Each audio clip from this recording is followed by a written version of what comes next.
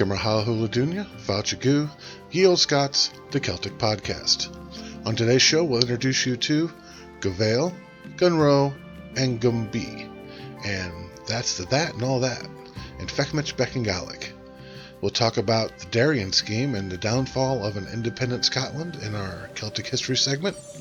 And I'll tell you an original piece of flash fiction from me called Selkie, in everyday Celtic ways. Now, throughout the program, we'll hear music from the Rankin family and Julie Murphy and Anne-Marie Bozard. And as always, a wee bit of Irish trivia to test your knowledge to start us off. Why did unmarried girls place a slice of wedding cake under their pillows? What were they hoping for? All right, just let me know. All right, anybody within the St. Louis area interested in a weekly Scottish Gaelic class, check out the St. Louis Gaelic Facebook page for info, or comment me and I will contact you with all the details. So Kirshmaha, let's kick this thing off.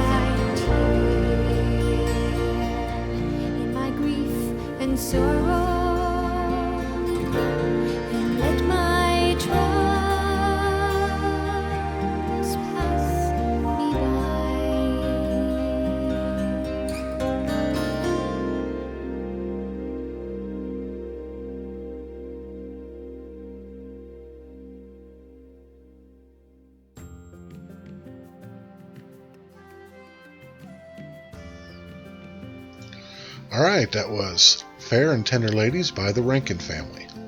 And now, Hot and Tom and Feuchamaich Beagan Gaidhlig, it's time to try a little Gaelic. I need to let you know, though, that I do not represent myself as an authority on the Gaelic language, only someone who loves learning it, and who wants to help others in their journey of learning Gaelic. What I teach comes right from the textbooks of well-respected Gaelic teachers, and I'm just trying to make something interesting, informative, and fun. Now today we're going to discuss bheil, robh, and bheil. Alright, and as always, I will display on the screen what I am discussing. Tashik Shin, let's begin. Alright, bheil, robh, and bheil are linking words that make two parts of a sentence flow better. They all mean that, but each has a different tense, and that is how you know which one to use. Bheil is the present tense, robh is the past tense, and bheil is future tense. Alright. Now, I'll give you a start of a sentence down here, and I'll have the second part of the sentence. You'll recognize what tense it is, and you'll know which one to use. The first sentence is Hamias Moinikig, which is I am thinking. And the second part is Ha in Tushka Trom an. It is raining hard. So I'm trying to say I am thinking it is raining hard. I want to say that it is raining hard. So in order to link these two sentences, we would use bheil, which is the present tense because we have the ha there and there. So the sentence would end up being Hami asmunigig bheil and tushka trom an. The ha in the second part goes away because the bheil lets you know that it's present tense. You don't need it. So then the sentence ends up being I am thinking that it is raining hard. Alright. Let's go on, move down here to past tense. And the sentence would be Va mi asmunigig. I was thinking. And the second part would be Va and tushka trom an. It was raining hard. So in order to link these two sentences, we would use, of course, robh, which is the past tense. So our sentence would end up being Va mi asmunigig robh and tushka trom an. I was thinking that it was raining hard. Okay, because you lose the va in the second part of the sentence because robh denotes the past tense. Alright. Now we're going to go down to future tense. So the first part of the sentence is Be mi asmunigig. I will be thinking. The second part of the sentence is Be an tushka trom an. It will be raining hard. So in order to link these two sentences, we would use bheil, which is the future tense. And then the sentence ends up being Be mi asmunigig bheil and tushka trom an. You lose the be because you have the bheil, which denotes the future tense. Alright. Now, these linking words can also be used to say maybe. And the word for maybe is stoka. But say stoko bheil mi dul dunagin. Literally that is, I hope that I will be going to Edinburgh. Meaning, maybe I will be going to Edinburgh. Or, now that was the future tense. Now, to do it in the present tense is stoko bheil mi dul dunagin. Literally, I hope that I am going to Edinburgh, or the meaning, maybe I am going to Edinburgh. Stoka robh mi dul dunagin. I hope that I was going to Edinburgh, meaning maybe I was going to Edinburgh. Alright. Now this last one sounds a little funny. Like it wouldn't have a real use. However, I'll give you an example. Somebody walks up and says, Avelu adol, gun Dunedin. Are you going to Edinburgh? Say, Isdokol gun ro mi adol gun Dunedin. Yelev and Tashk orum. Maybe I was going to Edinburgh. I missed the ferry. Alright, now I'll give you all the different uses of the maybe here. Isdalka, of course, we said is maybe. Isdalka gun veil me, maybe I am. Isdalka gun ro me, maybe I was. Isdalka gun be me, maybe I will be. Isdalka nak ale me, maybe I am not. Isdalka nak ale me, maybe I wasn't. Isdalka nak be me, maybe I won't be. Oop, I see a mistake. Yep. It should be for I wasn't. Maybe I wasn't. Isdalka nak ro me. Maybe I wasn't. Alright. Yeah. My old eyes are playing tricks on me. Alright, we're going to move on to some vocabulary. A smoinigig, thanking. Isdalka, maybe. Dunedin, Edinburgh. Yelev, missed. And Chisk, sorry. And Tussock. That's ferry, the ferry. And Tushka, raining. Trom, hard.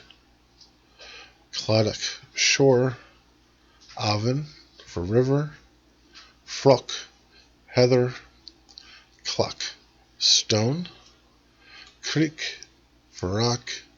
And polk, for kiss. Alright, I have a few sentences here I want you to translate into English for practice. Just do the best you can. Figuring out the sentences and looking up the words will get you, exercising and trying to figure out how the things work. It's a good exercise. So number 1, Stockle go veil mila gerdi da folk. 2, Stockle gun be shin adol gun invernich. 3, Stockle nak ro mi holit toliche and j. Ach, be me toliche and Jew. 4, Stockle gun be me adol yan vua an savala. 5, Carsona vias u adol. And 6, Hafiam akam brisketchen. Alright. And that's it for Feuchamaich Beagan Gaidhlig. Llythyr y ddath yn fore iawn, a dath un arall y brynhawn, fod yr English fleet yn hwylio mas, a finna dros y cefnfor glas. Farwel fo ilang gyfel achlon, ar yr rhedeg i gyd o bron, rwy'n mynd i drio ar un sydd well, pyn y gwlad yn hun, ter gwledydd bell. Fa la la la la la la da do. A martio nes I yn fy mlan, nes I mi ddod I dre'r bond fan, a 5 sar drums oedd yn cadw sŵn, a listones i'r lai dragoon. Fi droes ymhen ac I ryw di, Yr air ar arian oedd yn ffri, ac yno rwyddent yn fawrau sbort, yn listogwyr i'r Duke of York. Farwel fo ilang fel achlon, ar merched I finc I gyd o fron, rwy'n mynd I drio par un sydd well, pyn ei gwlad yn hyn ter gwledydd pell. Fa la la la la la dan da do. Wat ni marcho I Linden ffri, Duty calad ddath arno ni, hanlar drill ar cleddyf nodd, a bullets blwm ar pod o'r podd. Os holydd rai pwy nath y gan, a tybwch iddynt a merch bach lan, sydd yn gweddi o bob nos a dydd, am yw hanwyl y gariad cael fod yn rydd.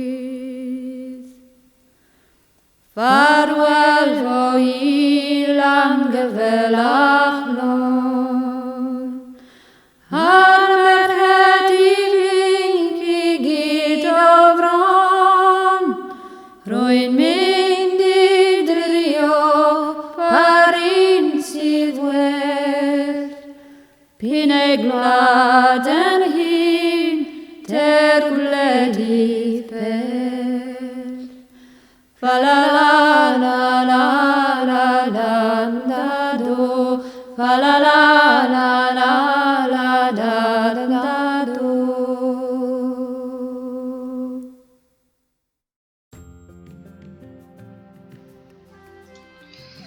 That was Farewell to Sweet Longfelloc by Julie Murphy and Anna Marie Bossert. Next, we're going to delve into the rich history that is our Celtic past and the Celtic History Break. Today's topic is the Darien Scheme and the downfall of an independent Scotland. In the late 17th century was a difficult period for Scotland, as it was for much of Europe. Scotland's economy was relatively small, its range of exports were very limited, and it was in weak position in relation to England, its powerful neighbor to the south. In an era of economic rivalry in Europe, Scotland was incapable of protecting itself from the effects of English competition and legislation. Scotland had no reciprocal export trade, and its once thriving industries such as shipbuilding were in deep decline. Goods that were in demand had to be bought from England for sterling. Moreover, the Navigation Acts further increased economic dependence on England by limiting Scotland's shipping, and the Royal Scots Navy was relatively small. A series of domestic conflicts and unrest related to religious differences had exhausted the people and diminished their resources. The so-called 7 ill years of the 1690s saw widespread crop failures and famine, while Scotland's deteriorating economic position led to calls for a political or customs union with England. However, the stronger feeling among Scots was that the country should become its own great mercantile and colonial power just like England. In response, a number of solutions were enacted by the Parliament of Scotland. In 1695, the Bank of Scotland was established. The Act for the setting of schools created a parish-based system of public education throughout Scotland, and the Company of Scotland was chartered with the capital to be raised by public subscription to trade. However, in the face of opposition by the English commercial interest, their efforts were stalled. The Company of Scotland was forced to raise subscriptions in Amsterdam, Hamburg, and London for a scheme. For his part, King William II of Scotland and III of England had given only lukewarm support for the whole Scottish colonial endeavour. England was at war with France and hence did not want to offend Spain, which claimed the territory Scotland had its eye on a part of New Granada. The stubborn Scots were not to be thwarted, and struck out on the first expedition in 1698. Many former officers and soldiers who had little hope of other employment eagerly joined the Darien project. Many of them were acquainted from serving in the army, and several others. Thomas Drummond, for example, were notorious for their involvement in the massacre of Glencoe. In some eyes they appeared to be a clique, and this was to cause much suspicion among other members of the expedition. The first council, appointed in July of 1698, which was to govern the colony until a parliament was established, consisted of Major James Cunningham of Eckett, Daniel Mackay, James Montgomery, William Veck, Robert Jolly, Robert Pinkerton, and Captain Robert Pennacook, who was a commodore of the expedition fleet. Now, the first expedition of 5 ships, the St. Andrew, the Caledonia, the Unicorn, the Dolphin, and the Endeavour, set sail from the east port of Leith to avoid observation by English warships in July of 1698, with around 1,200 people on board. The journey around Scotland, while kept it below deck, was so traumatic that some colonists thought it comparable to the worst parts of the whole Darien experience. Their orders were to proceed to the Bay of Darien and make the isle called the Golden Island some few leagues to the leeward of the mouth of the great river of Darien, and there make a settlement on the mainland. After calling at Madeira and the West Indies, the fleet made landfall off the coast of Darien on the 2nd of November.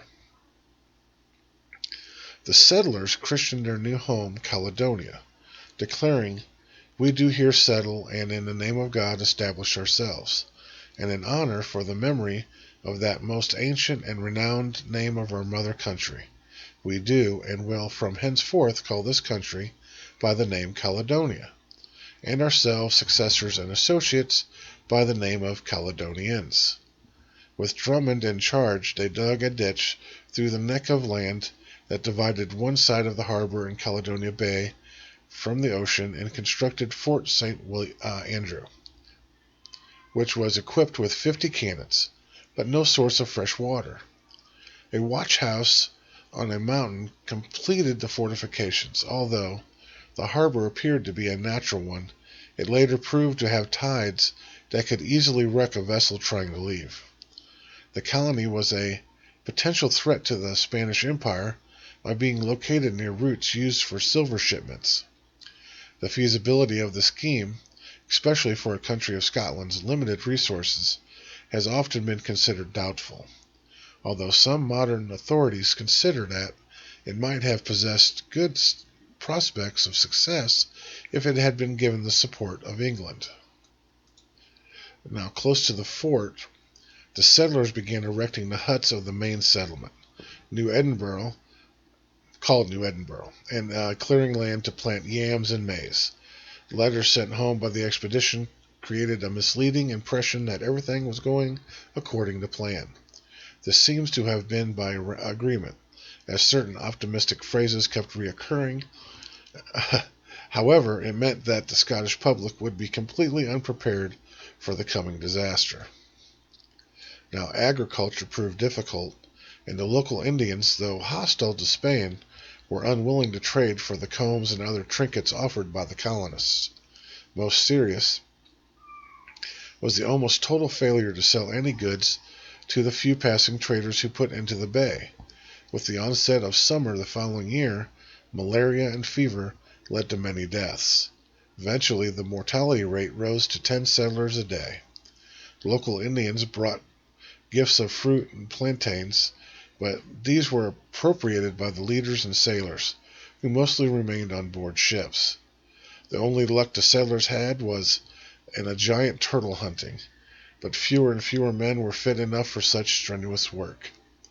The situation was exacerbated by the lack of food, mainly due to a high rate of spoilage caused by improper stowing.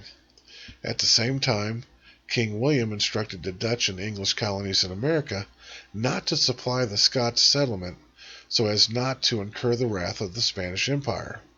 The only reward the council had to give was alcohol, and of course drunkenness became common, and even though it sped the deaths of the men already weakened by dysentery, the fever and rotting and worm-infested food. Just 8 months, the colony was abandoned in July of 1699, except for 6 men who were too weak to move. The deaths continued aboard the ships, and only 300 of the original 1,200 settlers survived.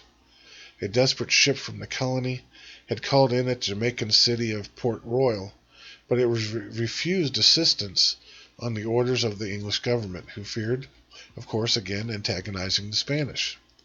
Now those on the single ship that returned home found themselves regarded as a disgrace to their country, and were even disowned by their families. The Caledonia, with 250 survivors, including William Patterson and the Drummond brothers, made a desperate passage to New York, then just a small town of 5,000, landing on 10th of August.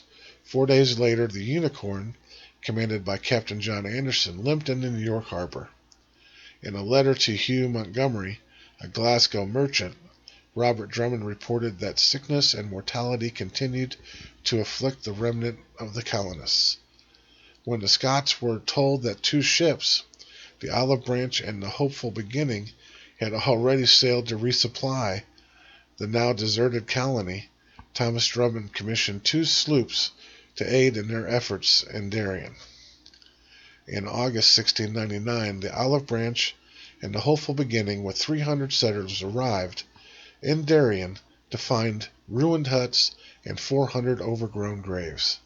Expecting a bustling town, the ship's captains debated their next move. When the Olive Branch was destroyed by an accidental fire, the survivors fled to Jamaica in the Hopeful Beginning and landed in Port Royal harbor. The Scots were not allowed ashore, though, and illness struck the crowded ship. On the 20th of September, Thomas E. Drummond set sail from New York in the sloop Anne of Caledonia, former the Anne, picking up another fully supplied vessel, the Society, on the way. They arrived in Darien to find the burnt timbers of the Olive Branch rotting on the shore. Word of the first expedition did not reach Scotland in time to prevent a second voyage of more than 1,000 people. A new company, flagship, the Rising Sun, boasted 38 cannons, led the way, supported by the Duke of Hamilton, the Hope of Bonus, and a smaller vessel, the Hope. They sailed from the Clyde, on the west of Scotland, cutting out the perilous round Scotland route taken by the previous ships. The expedition had the blessing of the Church of Scotland, who had appointed Alexander Shields as the senior of the 4 ministers. The second expedition arrived in Caledonia Bay on the 30th of November 1699, and found Thomas Drummond's New York sloops already there. Some men went ashore to rebuild the huts, which caused others to complain that they had come to join the settlement, not to build one. Morale was low and little progress was made. Now Drummond insisted that there could be no discussion, and the fort must be rebuilt, as a Spanish attack would surely come soon. Drummond clashed with the merchant James Burrs, who maintained that the counselors of the first expedition had now lost that status and had Drummond arrested. Burrs then began to send away all those he suspected of being offensively minded or of being allegiant to Drummond. He outraged a Kirk minister by claiming it would be unlawful to resist the Spanish by force of arms, as all war was unchristian-like. Burrs then deserted the colony in a sloop. The colonists sank into apathy until the arrival of Alexander Campbell of Funab, sent by the company to organize a defense. He provided the resolute leadership which had been lacking and took the initiative by driving the Spanish from their stockade at Tubacanti in January of 1700. However, Funab was wounded in the daring frontal attack and then became incapacitated with a fever. The Spanish force, who were also suffering severe losses from the fever, closed in on Fort St. Andrew and besieged it for over a month. Disease was still the main cause of death, though. The Spanish commander called for the Scots to surrender and avoid a final assault, warning that if they did not, no quarter would be given. After negotiations, the Scots were allowed to leave with their guns, and the colony was abandoned for the last time. Only a handful of those from the second expedition returned to Scotland. Of the total of 2,500 settlers that set off, just a few hundred survived. Wow. The failure of the Darien colonization project has been cited as one of the motivations for the 1707 Acts of Union. The Scottish establishment, aristocracy, and mercantile elites considered that their best chance of being part of a major power would be to share the benefits of England's international trade and the growth of the English overseas possessions, and so its future would have to lie in unity with England. Future motivation lie in the fact that Scotland's nobles were almost bankrupted by the Darien fiasco. Scotland's economy was so devastated by this fiasco that union with England was a necessity for its survival. All right, and that's it for the Darien scheme. Wow. Man, they had no luck at all, did they? Poor guys. All right, that's it for the history break.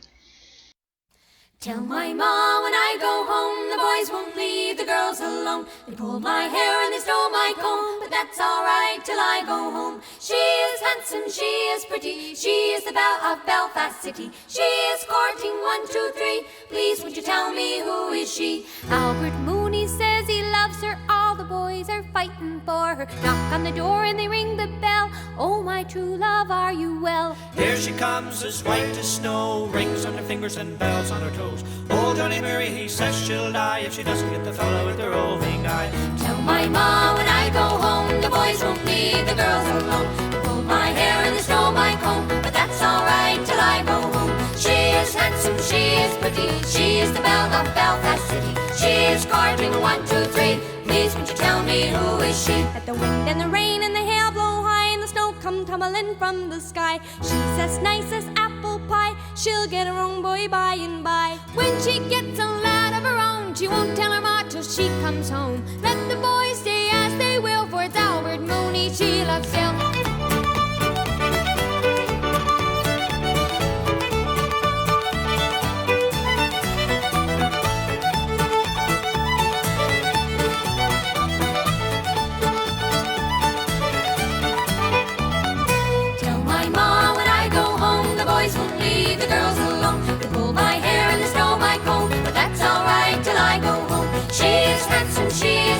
She is the belle of Belfast City. She is courting 1, 2, 3, please would you tell me who is she? Tell my ma when I go home, the boys won't leave the girls alone. They pulled my hair and they stole my comb, but that's alright till I go home. She is handsome, she is pretty, she is the belle of Belfast City. She is courting 1, 2, 3, please would you tell me who is she? Tell my ma when I go home, the boys won't leave the girls alone. They pulled my hair and they stole my comb, but that's alright till I go home. She is handsome, she is pretty, she is the belle of Belfast City. She is courting 1, 2, 3, please would you tell me who is she?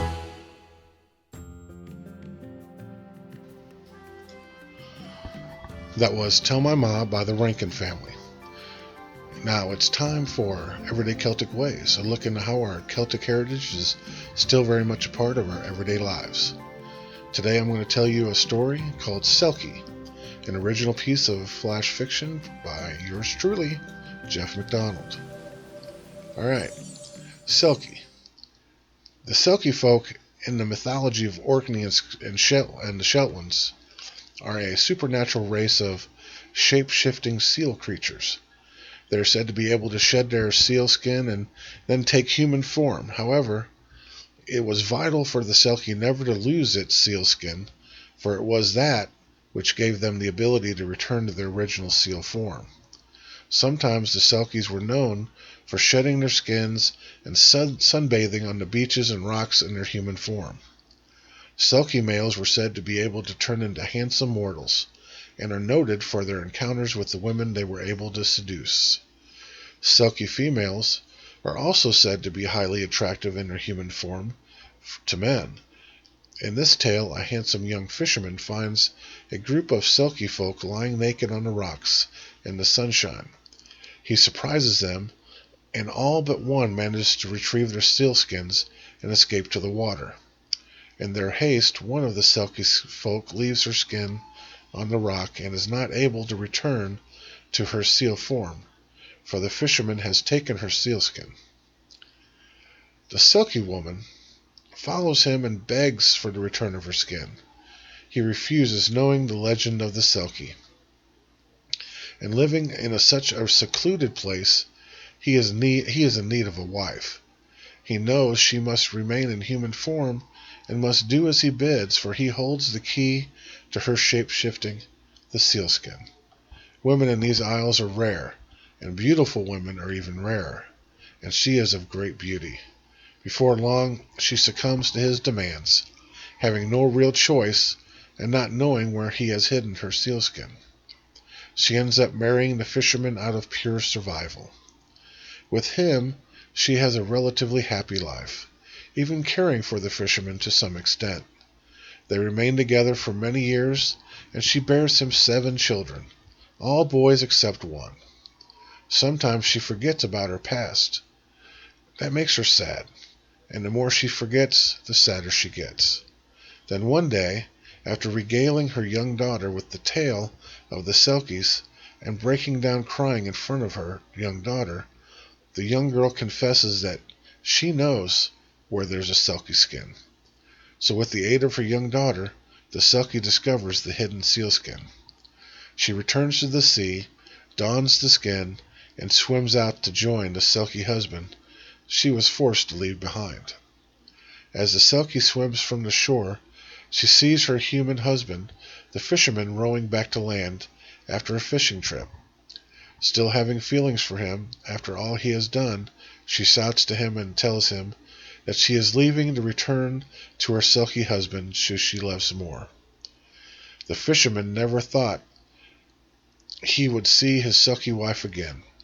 He was very sad, but he understood. He always knew what he did was wrong, but he was so lonely, and he did love her. It is said that until the end of his days, he would wander to the sea edge, ever looking for his lost love. But that's a lie. He did remarry. You see, after returning to her Selkie land under the sea, she told stories of her time as a human mortal. She told her stories more for educational purposes than to entertain. However, one Selkie, who had never taken a husband, listened intently to every word. She finally approached the newly returned Selkie and lamented her life under the sea, and how she wished for the life the other had so easily left behind. Hearing this, the Selkie had an idea, for she had been feeling regret for the troublesome, lonesome fisherman she had left so abruptly. She took the other Selkie and guided her to the dock where her ex-husband's boat was moored. There they waited for him to embark on his daily fishing, and there he was introduced to his new wife. All were happy, and all were where they were supposed to be. The end. And that's it for Everyday Celtic Ways. Well, that's it for today's show. I hope you liked it. I'm trying to keep it interesting, informative, and fun. For me, anytime you can infuse something Celtic into your day, that's a good day. Now, I'd like to thank everybody for all the support and kind words, all the new likes and the new subscribers. Top 11 carriage. Thank you, friends. Now, before I let you go, I got to give you the answer to that trivia question. Why did unmarried girls place a slice of wedding cake under their pillows in Ireland? What do you think? They did that in the hope that they would dream of their future husbands. Wow, that's kind of sappy. All right. Remember to check out Gaelic for Sassenachs on Facebook to get Gaelic in your newsfeed every day. Duolingo.com, LearnGaelic.net, ACGAAmerica.org, my YouTube channel, of course, Ye Olde Scot, and Martian Leavendrosta. Bye for now. We'll let you go with a song by Julie Murphy called her version of the Skyboat song.